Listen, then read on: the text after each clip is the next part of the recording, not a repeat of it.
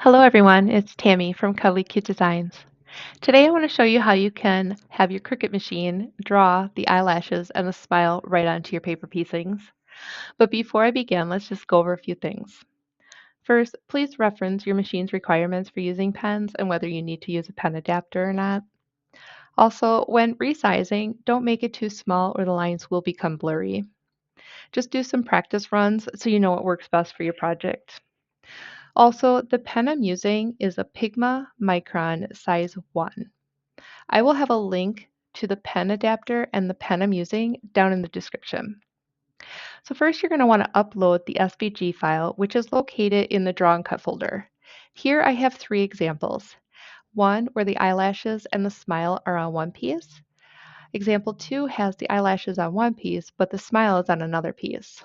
And then the third example is of the assembled file. It also has the eyelashes on one piece and the smile on another. And these little lines here under the eyelashes, just so you know, are actually just a guide to help you place the eyes when you're paper piecing. After you're done piecing it all together, you won't see these. They'll be hidden. Now, what we need to do is tell the machine what to draw and what to cut. So in example 1, I'm going to go over here, and because it's grouped, I need to click on this little arrow drop down so I can see the elements. I want to select the two items that look like a smile and eyelashes. And then I need to go over to the Operations drop-down menu here. And under Draw, I need to select Pen. And what that does is it tells the machine I need to draw these objects, and then this one, because it says Basic Cut, the machine knows to cut this object. Now I want the eyelashes and the smile to be drawn on this object, the face. In order for it to do that, I need to select both the eyelashes and smile along with the face piece, and down here at the bottom, click Attach. And what that does is when I go to make, it will put the eyelashes and smile on this face piece. If it's not attached, it will actually put, let's detach it and show you. It will actually put the smile and the eyelashes on one mat and then the face piece on another, and that's not good. That's not what we want. Now, we'll just go ahead and hide that. So we can go on to example 2 here.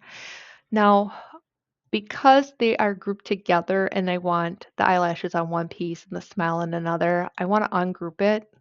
It just makes it easier. I still need to select the smile and the eyelashes and go up to the Operations drop-down menu and select Pen. And I want the smile to be drawn onto the muzzle piece. So I need to select the smile and the muzzle and attach. I want the eyelashes to be drawn on this shape. So I'm going to select them both and attach. Now, if I go to make, it will put the eyelashes on the face piece. And because the muzzle is a different color, it puts the smile on the muzzle on this mat. And for our last example of the assembled file, it's also grouped together. So I'm going to want to ungroup. And sometimes when you ungroup it, you'll see that the eyelashes are still grouped to the eyes. Just ungroup that as well. Now I can select the smile and the eyelashes and go up to our Operations and select Pen. I want the smile to be drawn on the muzzle piece, which is this one. So I'm going to attach those. I want the eyelashes to be drawn on this face piece. Now this file actually has two head shapes, one with ears and one without. The ears go behind this piece, so I want the eyelashes to be drawn on this piece. So I'm going to attach those two together. When you do these attachments, it will make this file look like out of order and weird. It's okay. It'll still work. Just go to Make and you'll see that everything is put onto the correct matte color, the muzzle and the smile. And then for the head shapes, I got the eyelashes on the right head shape. When everything looks good, all your mats look correct, you'll want to hit continue. When it's time to load your mat with the pen and basic cut, sometimes you'll have a cut first, a mat that says cut. That's fine. Do that one. And then once you come to this mat, it's time to do pen and basic cut. You're going to need to do one of two things dependent on your machine and whether you have a single tool carriage or a dual tool carriage. If you have a single tool carriage, you'll need to load your pen first. After the pen's installed, you'll load your mat, follow the prompts to begin drawing, and then when you're prompted to, you'll swap out the pen with your blade. Do not unload your mat.